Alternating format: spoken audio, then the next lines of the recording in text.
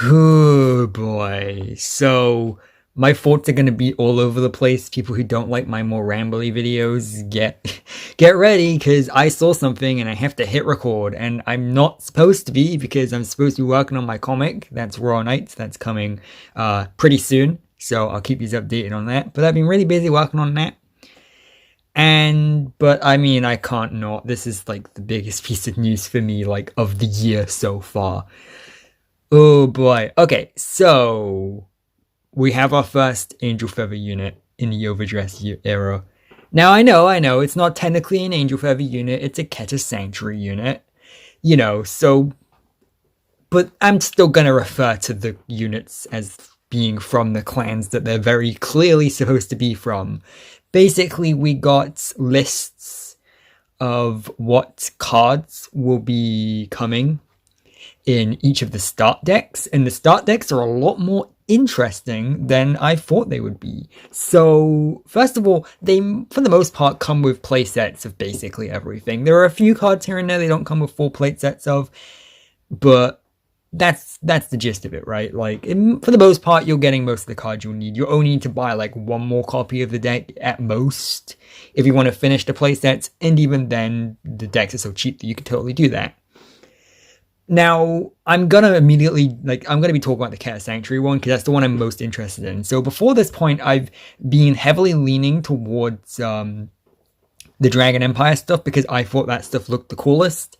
But I also mentioned that I was definitely at some point going to become a Keter Sanctuary main. I just needed to see a card from that looked interesting to me, because basically Keter Sanctuary has Royal Paladin in it, and it seems like most of the cards we've seen from it so far have been heavily drawing from Royal Paladin, because that's the most popular clan in that nation. And unfortunately, to me, Royal Paladin is kind of the most boring clan out of the bunch, aesthetically, and even gameplay-wise, honestly. I'm not the biggest fan of them. I do like them still, but I'll take Shadow Paladin or Gold Paladin or, well, literally any of the other clans over it, basically. And so that's why Keter Sanctuary hadn't really caught my eye yet, because everything kind of just looks like a Royal Paladin. And yeah, Royal Paladin is my least favorite of the clans from that nation. And so I needed to see more from it. Now, the cool thing with these start decks, and this is like the thing with them, because, okay, let's get it out of the way. $4 start decks, incredible. In fact, they're even because I was worried about Europe because of import taxes and stuff, but it's been confirmed by at least one distributor that they will be €4, and €4 is like £3.50, so that's amazing. When bushiroad said that they wanted the start decks to be around about the price of a pack of cards, they weren't lying. That really is the pack of most card games over here. So great. Perfect. I'm happy with that. But here's the rub, right? They're cheap, and they have to not be amazing, right? Because I know someone said that, like, well, a bad card is just as expensive to print as a good card, right? So surely they could just have the start decks be really good, but I don't think so. I think they still have to have some kind of compromise with them. They can still be totally playable, but there has to be some kind of compromise. And from this, and I like that, by the way, because, getting someone to buy a start deck and then actually like encouraging them to buy packs to add to it and everything like that's a good thing. I want the start decks to be imperfect and to have flaws with them. Still be playable, of course, and balanced against each other, but they should be flawed in a way. And the big flaw, and also the thing I love, it's weird, right? I love the flaw. The big flaw with these start decks is they seem to support pretty much every clan within them. Now, we've only got the titles, the Japanese titles, so there's only so much that we can glean from this. So for, like, we don't have concrete information. We don't have confirmation as to, like, which clans they're actually part of. And I don't think we ever will, get 100% like this clan, like this card is from this clan, because, well, the clans don't exist anymore. But that's just skip to the point, and the reason I made this video, and the thing that made me like fist bump in the air at like a fist pump in the air at like 10 p.m. because I'm the biggest nerd in the world. The perfect guard in the Keter Sanctuary deck is called Life Saving Angel Klaviel. It's an Angel Feather unit. Basically, this is as close to confirmation as we're ever gonna get that Angel Feather totally still exists. And I know, they said from the very beginning that all of the clans would still kind of exist, you know? Like, I did worry at one point that they were just gonna put all the clans in a blender and we just get generic slop out of it. I still wanted that clan identity to remain, because to me, the clan identity is one of my favorite parts of Vanguard, as you can probably tell by how obsessed with Angel Feather I am. And I want to keep playing Angel Feather, or at the very least, I want to have a Keter Sanctuary deck that has Angel Feather reminiscent units in it, right? I don't want like a Royal Paladin with wings. I want an actual proper Angel Feather unit. And maybe that's me being stubborn, and that's fine. But today we finally got the actual, basically confirmation of that with the title of this Perfect Guard. And there's a lot to talk about with that. You know, like, there is a lot more news than that, I'm sure you're aware of. There's like the overdress mechanic and so on and so forth.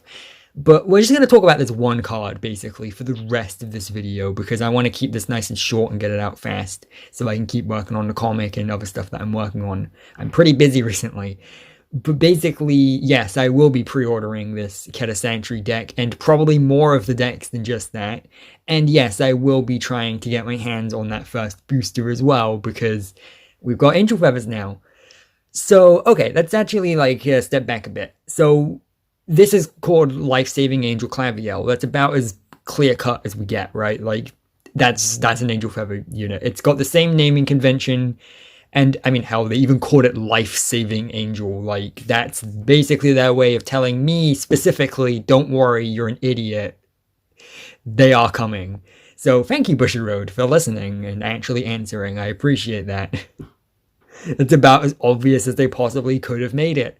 And that means we're going to get more, right? Like, we're at least going to get one playable deck's worth of these Angel Feather cards, or Life Saving Angels cards, throughout the next handful of sets, right? And I'm going to build that deck, I promise you this. And that's great. I plan on doing that. I am now a Keter Sanctuary main. Go away, Dragon Empire. Don't care for you anymore. Although, again, the Dragon Empire stuff does still look pretty cool.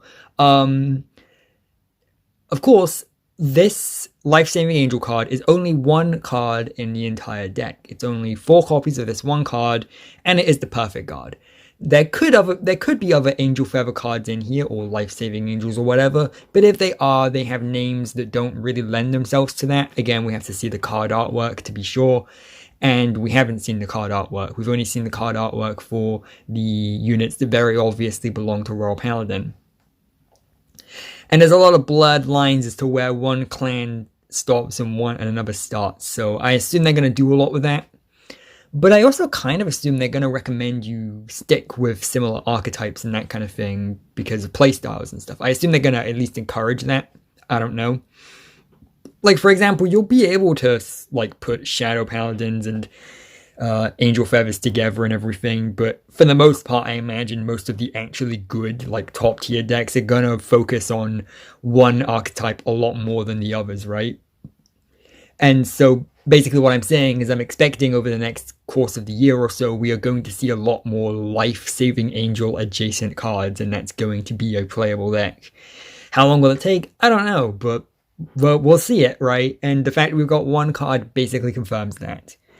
Yeah, so that's basically, like, it. I guess I'll talk a little bit more about... So, okay, I like that these start decks have lots of different clans in them, because I like that it basically means that when you're starting off the game, you choose the nation you like the best, get the start deck from that, play a few games with it and everything, and then you're going to naturally gravitate towards either the play style or the aesthetic of, like, some of these cards more than others, right? Which means that you're going to want to turn those cards into their own deck anyway. And that's where the booster sets come in, right? You buy the boosters and you open packs from there, and then you may see more, like, quote-unquote life-saving angel cards, or insert your favorite clan here, right? And that's what I really like. That's why I like that the start decks are so everywhere, because I don't necessarily think they're going to be the most consistent to play. I don't think they're going to be all that amazing. I think they are going to be missing some pretty important cards that you'll want to pull in the booster, but I think that's great because, well, that's the appeal of the game, right? You are opening packs and building your deck, and so having the cheap starter decks that don't necessarily give you everything you need is actually kind of a good thing. Now, again, that's not me saying these start decks will not be fun to play with. They totally will, but I like that they're designed in such a way that it gives us a feel for all of the different clans, even if it's just a small one, whilst also like intentionally kind of missing some of that synergy, which I assume maybe they will be flawless in terms of synergy. I don't know, but it already looks like you know, we've already seen Dragon Empire is going to get a lot more support in the booster set, and in fact all 5 of the main nations will anyway too, right? So like I'm really interested in seeing that, and that's like the piece of information that's been the most interesting to me so far, is the way that these starter decks are being handled. Yeah, I'm really happy. And yeah, only one Angel Feather, but you know what, I'll take it. And it's only the PG as well, so we're not even going to be able to see any of the Angel Feather like gameplay within this first deck. I do think it's a little weird that the amount of each grade we get is so uneven. Like, we get a lot of grade 3s here and almost no grade 2s. I think that's a little weird, but whatever, that's fine. Again, as I was saying, I kind of like that the start decks are intentionally kind of like unbalanced and missing some of the synergy, because that encourages you to buy more packs and build the deck correctly. So I don't hate that. And again, with the decks being this cheap, you're lucky you're getting like 50 playable cards in the first place, right? I will say I'm not the biggest fan of the order cards sticking around. Like, don't get me wrong, I do think it would have been really stupid of them to introduce the order cards and then get rid of them like 1 year later. But I will admit, deep down inside, I was never the biggest fan of order cards, and getting rid of them at the same time they got rid of the imaginary gifts, I wouldn't have complained against that. But again, it's a minor nitpick, and I mean, it's not even like they could lose, right? Because like, I either wanted to see the order cards completely go away, or to see them do like lots of new and interesting stuff with them. So as long as them bringing them back means that we will see new and interesting stuff from them, that's good enough for me, right? So we'll see. I'm a little tepid on those. The over triggers, I know I'm a contrarian. I still kind of like the over triggers. I know they're broken and stupid and whatever, you know, like they can throw a game, but I love the idea that there's one card in the deck that's ridiculously overpowered compared to all the other ones, and your chances of actually like pulling it at the time you need to being so low that it really feels like a big deal when you do. I don't know. I know it's not balanced, but to me it sounds really fun, you know.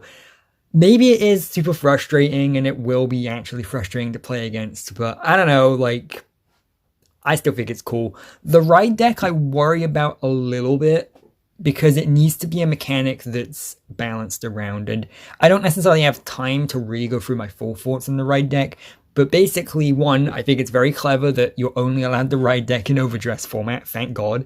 And two, that's exactly my point, right? The idea, like, you know that adding the ride deck to a premium deck would destroy the game, right? It would make the deck so powerful that it's not even funny, because that's the thing with trading card games, is you've got power and you've got consistency, right? And the powerful decks should, by virtue of balancing, be less consistent than the weaker decks, and the weaker decks should be more consistent than the more powerful decks, because then that way it makes it so they're both on an even playing field. And so basically what I'm saying is, by having a mechanic that makes sure that you're pretty much always consistent, like you're never gridlocking, these decks had better be balanced against each other well, because otherwise that's just going to become frustrating. I also don't like that you have to separately sleeve the right deck, because I think that discourages you from mixing and matching the ride deck. I think that in a best of 3 game, you should be encouraged to, on the second or maybe even third round, to swap out your ride deck to fit your opponent's deck. I think that's a more fun mechanic. The idea, and that's not that you can't. I don't know if we've had any like actual ruling on whether or not you can do that, but the idea that you have to sleeve those cards with separate sleeves seems to discourage that from what I've seen. And I think the ride deck mechanic is a lot more interesting if you're forced to pick and choose which cards go in there on a game-to-game basis, rather than having one like permanent ride deck that you're always using every single time. That's just my opinion. And again, the ride deck is one of those things where it entirely depends on the consistency and the balancing of the game itself. The game has to, and I mean this, bushiroad, it has to be balanced for the ride decks to work. Because if not, they're just going to make the powerful decks like insurmountably good. And that's going to create to big ban lists. And if there's anything we learned from the V-Series era, that's not good. 2020 was like the year of the ban list for Vanguard. And we want to avoid that again, please. And yeah, I think that's pretty much everything I have to say for now. I know we got like a lot of news and everything, and I've not been doing the greatest job of like covering it all, but I basically just wanted to put it out there. I know Angel Feathers are back. I'm very happy about it. I did draw up an image of an Angel Feather unit, like basically before now, but after the announcement of Overdress, I kind of like tried to predict what they would do with the Angel Feather stuff, and Keter Sanctuary has like the upper island and the lower one, so I kind of did this thing where like the lower one, like the lower part of the Keter Sanctuary was like filled with poor people who'd been like cast out, and I had this like lore plot line with the idea where the 3 paladin clans had like teamed up together to kind of kick out the other 3 clans. And so they'd be like really poor and kind of trying to get revenge on them and everything. And I drew up an Angel Feather unit. You'll probably see it on screen and in the thumbnail. That's a fun thing I did in my spare time. Yeah, I'm not particularly happy with the drawing, but I think it looks alright, I guess. But yeah, and that's my thoughts, basically. I'm really, really excited. This is the one piece of info I needed to see for myself, even though anyone could have seen this coming, you know. I just needed to see it for myself because I worry about things too much. That's my thing. I'm a worrier. I always worry about things, and now this is something, luckily, that I shouldn't have to worry about anymore. I now know that Keter Sanctuary will indeed have cards I want to play, thank God. Now we just gotta wait for the images of them, huh? And yeah, I'll see you later with some more videos. Be sure to subscribe and let me know what you think in the comments. And once again, let me know what start deck you're going for. And if you're getting multiple, which one you think you're going to main for now. And I'll see you later with some more videos. And remember, for every statement, there's always an asterisk.